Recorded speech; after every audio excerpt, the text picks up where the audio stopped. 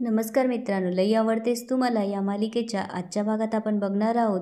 सरकार म्हणत असतो, आता सानिका म्हणली आहे ना मी करून दाखवल म्हणून, तर ती करूनच दाखवल, खात्री आहे मला. त्यावर कमळ म्हणते, तुझी ही खात्री सगळ्यांना घेऊन बुडू नये म्हणजे झालं. त्यावर सई कमळला म्हणू लागते, पण आत्या, सानिकाची ही कल्पना मला पटली आहे. म्हणजे बघ ना, तिच्या बोलण्यात जरा तथ्य तर आहेच. आता गावकरी जरा विरोधात आहे एवढंच, पण हे जर नीट घडलं ना तर सगळं चांगलं होईल. त्यावर मिनल म्हणते, काय चांगलं होईल म्हणजे? हे बघा ना, गुळाचा चहा हे ऐकलं होतं, पण आता चहाचं गुळ हे कधी ऐकलं नव्हतं. नुसतं नाव ऐकूनच गोंधळल्यासारखं होतंय मला नाही वाटत हे काम करेल म्हणून. त्यावर आनंद म्हणतो, मिनल अगं ते करून बघितल्याशिवाय कसं कळणार आहे काम करेल की नाही करेल. त्यावर सरकार म्हणतो, बरोबर आहे मामाचं, मला वाटतं करून बघायला काय हरकत आहे. त्यावर सानिका म्हणते, मला खात्री हे होणारच. पुढे तो म्हणतो, आणि मामी काल म्हणल्या ना या पापडाच्या व्यवसायात काय वेगळं आहे, तर हे वेगळं आहे. त्यावर आप्पा पण हसून रिस्पॉन्स देतात. त्यावर आनंद म्हणतो, बघा बघा, आप्पांना पण पटतंय की चांगली कल्पना आहे म्हणून. आप्पांचा आवाज ऐकून सगळेजण आप्पांकडे पाहून खुश होतात. तेवढ्यात सई मी वाढायला घेते असं म्हणून तिथून निघून जाते. मिनल पण मी तिची मदत करते असं म्हणून सईच्या मागे जाते. मिनल किचनमध्ये जाऊन सईला विचारू लागते, का गं सगळ्यांमधून अशी अचानक का निघून आलीस. त्यावर सई म्हणते, म्हणलं सगळ्यांना वाढायला घ्यावं. त्यावर मिनल म्हणते, भय का अगं आई मी तुझी, तुला असं वाटतं का मला काहीच कळत नाही म्हणून. ती पुढे म्हणते, आता खरंच सांग तुझ्या डोसक्यात काय चाललंय. तर सई म्हणते, सानिकाची कल्पना खरंच चांगली आहे, आणि ते काम जर नीट झालं तर सानिकाला या घरातून काढणं लय अवघड होईल आपल्याला. तिनं तर आता शपथ बी घेतल्या ना एका आठवड्यात सिद्ध करून दाखवल म्हणून. सानिकाचं जर रेकॉर्ड पाहिलं तर ती आत्तापर्यंत कधीच फेल नाही गेली आहे. त्यामुळं आपल्याकडं फक्त 1 आठवडा आहे तिला या गावातनं घालवण्यासाठी. तर मिनल विचारते, अगं पण कसं. त्यावर सई म्हणते, असं काहीतरी केलं पाहिजे ना की त्यानं तिचं लक्ष भरकटल. त्यावर मिनल म्हणते, मला नाही वाटत ती बया एवढी जिद्दीला पेटली या, आता तिचं कोणी लक्ष भरकटवू शकल. त्यावर सई म्हणते, कोणी कशाला, मी आहे ना, ते काम मीच करल, आणि ते पण उद्याच. इकडे सानिका आप्पांना बाहेर फिरवत असते आणि म्हणू लागते, आप्पा आता सगळ्या गोष्टी चांगल्या व्हायला लागल्यात, आणि एखाद्या चांगल्या गोष्टीची सुरुवात नेहमी अशीच होते ना. पुढे ती म्हणते, आजपर्यंत अशी कुठलीच नवीन कल्पना नाही आहे की जी बिनविरोधात अस्तित्वात आली आहे, आणि लोक विरोध करणारच हो.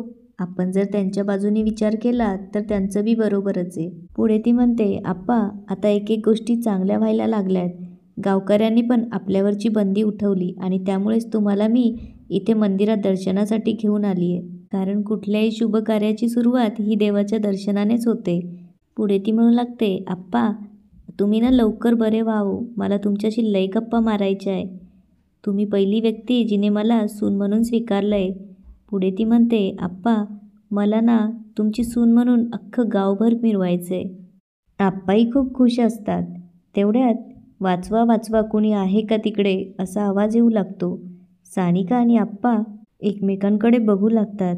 आप्पा तिला जा असं इशाऱ्याने सांगत असतात. त्यावर सानिका म्हणते, नाही हो आप्पा, तुम्हाला असं एकट्याला सोडून मी नाही जाणार कुठेच. पण आप्पा मात्र काहीच ऐकायला तयार नसतात. त्यामुळे सानिकाचा नाईलाज होतो आणि ती आवाजाच्या दिशेला जाते. सानिका गेल्यावरती आप्पा एकटे असल्याचा फायदा घेऊन सई तिथे येते आणि आप्पाच्या व्हीलचेअरला मागून धक्का देते. आप्पाचा आता ॲक्सिडेंट होणार या विचाराने सई खूप खुश होत असते. तेवढ्यात सानिका तिथे येऊन तिला आवाज देते.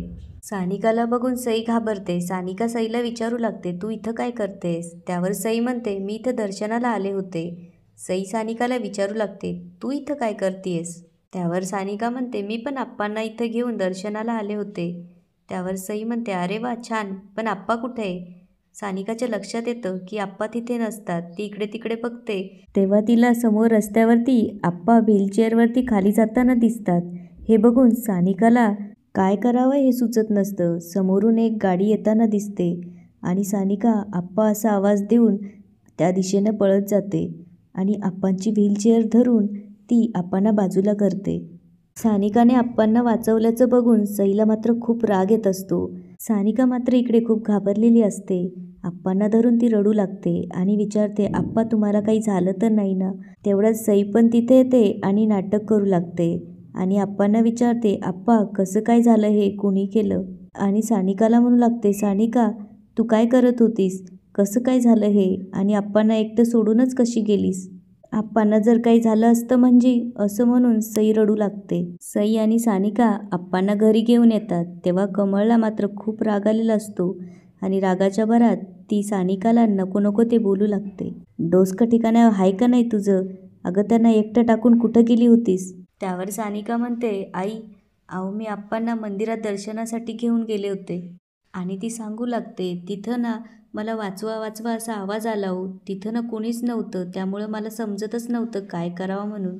तेवढ्यात आप्पांनी मला इशारा केला जा म्हणून, म्हणून मी तिकडं गेले.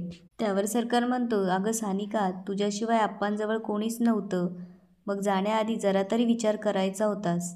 त्यावर सानिका म्हणते, नाही चुकलंच माझं, मी विचार करायला हवा होता. आणि कमळ म्हणू लागते, अगं तुझ्या या हलगर्जीपणामुळं त्यांच्या जीवावर बेतलं असतं ना.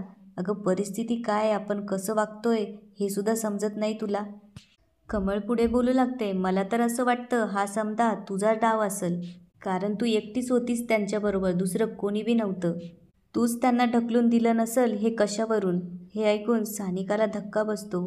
पुढे कमळ म्हणू लागते, अगं ज्या माणसाने तुला घरात घेतलं त्यांच्याच जीवावर उठलीस तू. अगं तू माणूस आहेस का हैवान? पुढे ती सरकारला म्हणू लागते, आता तरी पटतंय का तुला की अजून बी बायकोचीच बाजू घेणार आहेस तू? त्यावर मिनल म्हणू लागते, अगं गावकऱ्यांसमोर तर मोठ्या तोऱ्यात बोलली होतीस की काय बी करून मार्ग काढून दाखवल म्हणून. तुला तर साधं स्वतःच्या घरच्यांना नीट सांभाळता येत नाही आणि तू भलं करणारेस गावकऱ्यांचं. तुला काय हा सगळा खेळ वाटतो का? स्वतःच्या मनाला येईल अशी वागतीया. आता आप्पांना काही झालं असतं तर ह्यो तुझा व्यवसाय बिवसाय काही आहे ना, तो सगळा चुलीत गेला असता. आणि आप्पांचं काही झालं असतं तर आमचं बी काही खरं नसतं. त्यामुळं जबाबदारी झेपवत नाही तर घेत जाऊ नकोस. तुला कोणी बी जबाबदारी दिली नव्हती, तू स्वतःहून ती घेतली. त्यावर आनंद मिनलला म्हणतो, मिनल आता बस. आणि तो सानिकाला म्हणू लागतो, सानिका बेटा अगं तू पण जरा विचार करायला हवा होतास. आता एक लक्षात ठेव, इथून पुढं असं काही घडता कामा नये. तेवढ्यात कमळ सरकारचा हात धरून म्हणू लागते, आता समजलं तुला मी ह्यांना का तिच्याबरोबर पाठवत नव्हते म्हणून? का अजून बी तुला तुझ्या बायकोचं पुळका आहे? तसं असेल ना तर आम्हाला हिरीत ढकलून दे. सरकार मात्र शांतपणे ऐकून घेतो आणि तिथून निघून जातो. आणि कमळ सानिकाला म्हणू लागते, ही ना एखाद्याचा जीव घेतल्याशिवाय राहणार नाही. हे ऐकून सानिकाला खूप वाईट वाटतं आणि सानिकाही सरकारच्या मागे जाते. सरकार मागे जाऊन एकटाच त्याच्या विचारात असतो. सानिका त्याच्याजवळ जाऊन म्हणू लागते, खरंच माझ्याकडून आज लई मोठी चूक झाली आहे. मी ना असं आप्पांना एकटं सोडून जायला नको हवं होतं. आणि ती म्हणू लागते, आप्पांना जर खरंच आज काही झालं असतं तर मी स्वतःला कधीच माफ करू शकले नसते. त्यावर सरकार म्हणतो, सानिका तुझ्याकडून खरंच चूक झाली आहे, पण पुढच्या वेळेपासून तुला लई सावध राहावं लागेल. पुढे तो म्हणू लागतो, अगं परिस्थितीच अशी आहे ना तर कधी बी कवा बी काही बी होऊ शकतं. आणि तो सानिकाला विचारू लागतो, मला एक सांग, तिकडे आजूबाजूला कुणी होतं का? त्यावर सानिका म्हणते, मला ज्या दिशेनं आवाज आला तिथे जाऊन बघितलं, पण तिथं खरंच कोणी नव्हतं. त्यावर सरकार म्हणतो, म्हणजे हा 100% कुणाचा तरी डाव आहे. तुला तिकडं पाठवून आप्पांवर हल्ला करण्याचा प्रयत्न केलाय कुणीतरी. पुढे तो म्हणू लागतो, कळशीवाल्यांचं काम नाही आहे हे. जरी त्यांनी आपल्याला वाळीत टाकलं तरी ते आप्पांवर हल्ला नाही करणार. आणि तो विचार करू लागतो, मग कोणी केलं असेल? तेवढ्यात तो सानिकाला विचारतो, एक मिनिट तिथं कुठं सई होती का? तेवढ्यात सानिकाचं सई तिथं आल्याचं लक्षात येतं आणि ती सरकारकडे बघू लागते. सरकार म्हणतो, नाही म्हणजे ती असं करूच शकत्या, मला चांगलीच खात्री आहे. इथं ती घरात चांगलं असल्याचं आव्हान ती, पण तिचं खरं रूप ना चांगलं ओळखून आहे मी, ती हे करूच शकत्या. त्यावर सानिका विचार करते की मला खात्री की सईनीच हे केलं असेल, पण आता कोणाला बोलून उपयोग नाही, कारण कोणी माझ्यावर विश्वास ठेवणार नाही. पण योग्य वेळ आली की मी सईचं खरं रूप सगळ्यांसमोर आणील. सरकार सानिकाला विचारू लागतो, सानिका नीट आठव, सई होती का तिकडे? त्यावर सानिका सई तिथे नव्हती असं म्हणते. हे ऐकून सरकार विचारात पडतो, मग कोण असेल? सईचा प्लॅन फसल्यामुळे सई चिडलेली असते आणि रागाच्या भरात ती मिनलला म्हणते, सानिका जर रेसर नसती ना तर आज आपण आप्पांच्या श्राद्धाची तयारी करत असतो. हे ऐकून मिनलला धक्का बसतो आणि ती सईला म्हणते, अगं काय बोलतेस तू, तुला काही कळतं का? असं जर झालं असतं तर आपल्याला लई महागात पडलं असतं. त्यावर सई म्हणते काही बी मागात पडलं नसतं आणि ती म्हणू लागते सानिकाला मी या घरातनं काढण्यासाठी काय बी करू शकत्या. म्हटलं होतं ना तिचं फक्त लक्ष भरकटवायचंय. आज थोडक्यात वाचले आप्पा. जाऊ दे, आज वाचले पण कधी ना कधी माझ्या तावडीत सापडतीलच की. पुढे ते म्हणू लागते सानिकाला सुखासुखी मी या घरात नाही राहू देणार. सानिका विचार करत असते सई इतक्या टोकाला जाईल असं अजिबात वाटलं नव्हतं मला. मला विरोध करण्यासाठी ती आप्पांच्या जीवावर उठल. आप्पांच्या जीवाला धोका आहे. काय बी करून आप्पांना इथनं सुरक्षित ठिकाणी पाठवलं पाहिजे. तेवढ्यात विभा तिथे येऊन म्हणते सानू हे घे. तू सांगितलं होतं त्याप्रमाणे पप्पांनी या डॉक्टरची सगळी माहिती काढली आहे. कर्नाटकात एक हुबळी म्हणून गाव आहे. तिथं आयुर्वेदिक डॉक्टर आहे. तिथं पॅरालिसिसचा चांगला उपचार होतो आणि सक्सेस रेट पण चांगला आहे.